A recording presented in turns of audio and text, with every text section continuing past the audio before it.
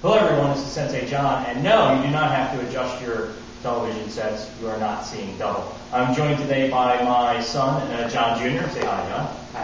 Hi. Today we're going to be working on how to hold targets, okay? Something that can result in an injury if not done properly. So first we're going to start with this kicking shield. When you're holding a kicking shield, if you're a right-hander or left-handed, it doesn't really matter. I slide my right hand all the way through, I grab a hold of that target. And because we're going to be doing front snap kicks first, I'm going to slide my hand through the top. So I want to push away from my face. People have a tendency to pull on a target. It can result in punching yourself in the face when you're kicking the target. So John takes a good guarding stance. I want to turn sideways, keep my knees bent. I place my forearm on my hip, not my rib cage, against my hip. I push away, and John's going to do a kick and a switch. Good.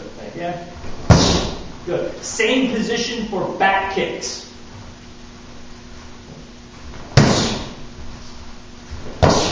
Good. Now, if we were doing side kick, it would be the same exact thing.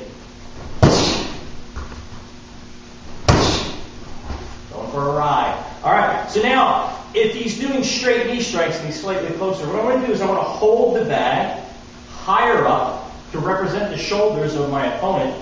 Okay, and I want to hold the target because I want to add a little resistance to it because nobody's going to just let you pull on them. So I'm going to hold back a little bit as John pulls and does his knee strike. Good. Now, for wheel kicks or roundhouse kicks, I'm going to turn sideways on a 90-degree angle. Now, what I would prefer to do is not have my elbow sticking out. So I actually want to switch hands for this and get as much of my arm behind that target as I possibly can. And again, I'm going to push away on that target.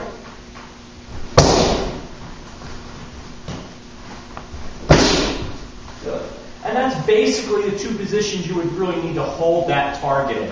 Now, there are a few other different ones, but I don't recommend you start doing any of them and copying any of the advanced ones until you start to get used to this basic way to hold them. Now we're going to move on to a hand paddle, or what we lovingly refer to as a pork chop target, because it looks like a pork chop. So if John's going to do inside crescent kick and his back leg is kicking across, I like to hold with the same hand, especially with those people who can really kick, because I want my arm to bend naturally in that direction and just absorb that shock. If I hold with the other hand, watch how that takes it into the body. So it can pull on my arm, especially if I'm smaller and the person that's kicking kicks really hard, it can tend to pull on me a little bit. So I like to hold it out there. You can also hold with two hands and take that support.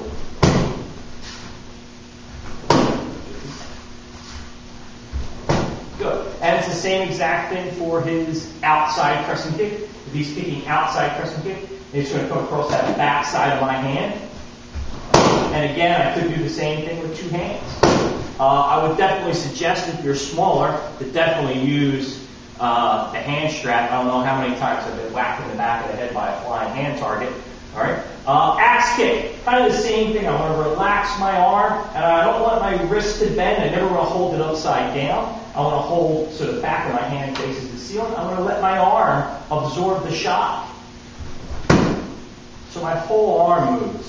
I never try to hold it this way. It bends my wrist, could cause an injury. Okay, so you want to just keep it out there. Okay. That doesn't matter which leg he kicks with. All right. Same thing with hook kick. Yeah. So you're just going to hit the back side of the target on the back side of my hand. That's it. So again, my arm can absorb the shock. Moving on from there, hand targets. I want to slide my hand all the way through, grab a hold of that top. I never want my fingers through, sticking over the top. I can get punched in the fingers that way. I want to make sure my fingers are hidden behind.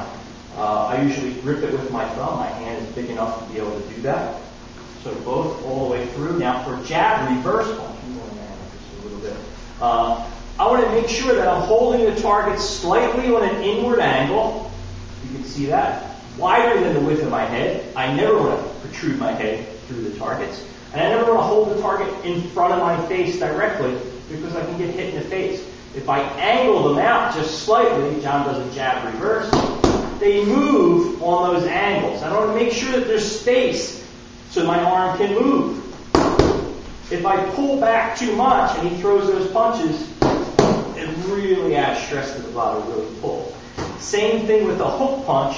I'm just going to reach out, keep my elbow close to my body. John does his hook, letting my arm swing. As an uppercut, I'm going to keep my arm a bit of a 90-degree angle, and I'm going to angle the target slightly. I don't want to hold it down too much, so I'm going to angle it slightly, keeping it away from my body for his uppercut. So if we put all that together, if we do jab, reverse, hook, uppercut, oh, we got a good combination going. All right? So that's about it. This is Sensei John saying that I will see you on the mat.